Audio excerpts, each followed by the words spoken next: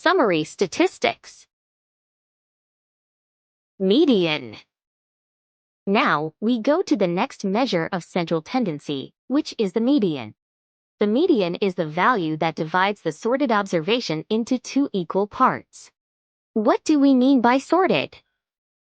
Sorted means that we arrange the observed values either in increasing or decreasing order. Another term for this is ordered.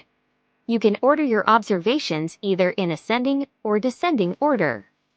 Aside from being a measure of central tendency, the median is also a measure of location, and its value is not affected by outliers. Now, when do we use the median? We use the median whether or not the dataset has outliers. How do we compute for the median? To get the median, we first look at the total number of observations. If it is odd or even. If the total number of observations is odd, the median is simply the middle value in the ordered observation. While if the total number of observations is even, then the median is the average of the two middle values in the ordered observations. Now, how do we interpret the median?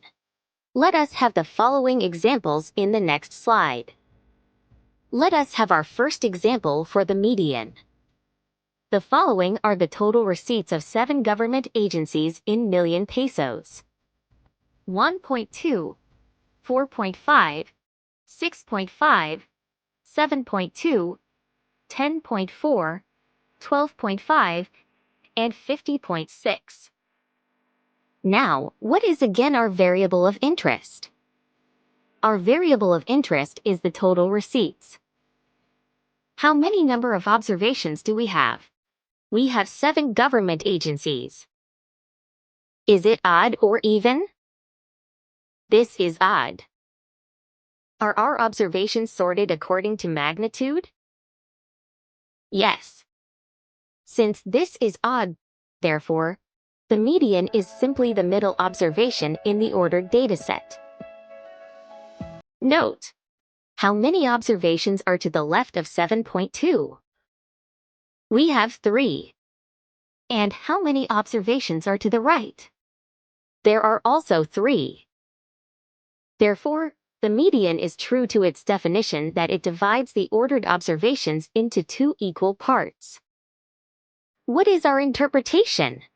We can say that 50%, or half, of the 7 government agencies have total receipts less than 7.2 million pesos. Or, we can also interpret the complement and simply say that 50%, or half, of the 7 government agencies have total receipts greater than 7.2 million pesos. Take note that you have to interpret only either the lower half or the upper half, not both, since it's pretty obvious. In your reports, you have to choose which part you want to highlight, the lower half or the upper half. In MS Excel, the calculation uses the function equals median. You just have to type in equals median, close and open parentheses, and highlight the range of values in the table. And then press enter. Let's have another example of the median. The following are the number of operating years of 8 public schools in Metro Manila. 8, 10, 10, 11, 16, 17, 17, and 18. What is our variable of interest? Our variable of interest is the number of operating years. How many number of observations do we have? We have 8 public schools. Is it odd or even? This is even. Are our observations sorted according to magnitude? Yes. Since this is even, therefore the median is the average of the two middle observations in the ordered dataset. Where is our median located? It is somewhere between 11 and 16. Therefore, it divides the observations into two equal parts. What is our interpretation? We say that half of the 8 public schools have been operating for less than 13.5 years. This is the nice thing about MS Excel. It still uses the same formula whether it is odd or even. In our examples, we only have very few number of observations. But in dealing with real data, mostly we deal with hundreds and voluminous data. And we cannot always check if the observations to the left or to the right of the median would always be less than or equal to its value. And because of that, we should have a generic interpretation of the median. Let us use our previous example on the total receipts of 7 government agencies. Still odd. Therefore, the middle observation 7.2 is the median. But as you may notice, tied observations exist in the middle. Therefore, our earlier interpretation is no longer accurate. Why? That is telling us that 3 government agencies have values less than 7.2. But among those 3 agencies is also another agency with 7.2 million total receipts. That is our tied value. And technically now, 4 out of 7 observations have values that include the median. So, let's account for this in our interpretation. And we say that at least half of the 7 government agencies have total receipts less than or equal to 7.2 million pesos.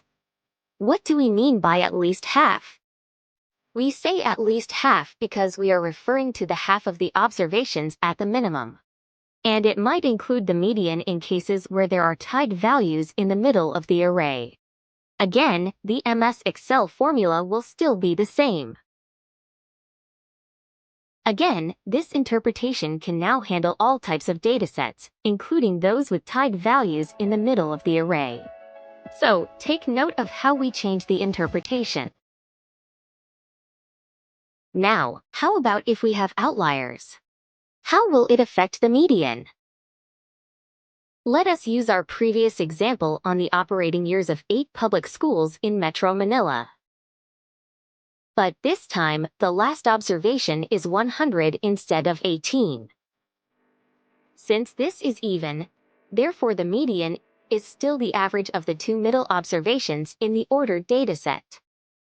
Thus, the median is not affected by extreme values. So, if you are aware that your dataset has the presence of extreme values, you should opt to use the median. And of course, our interpretation and the MS Excel calculation would still be the same. That ends our discussion on the measures of central tendency.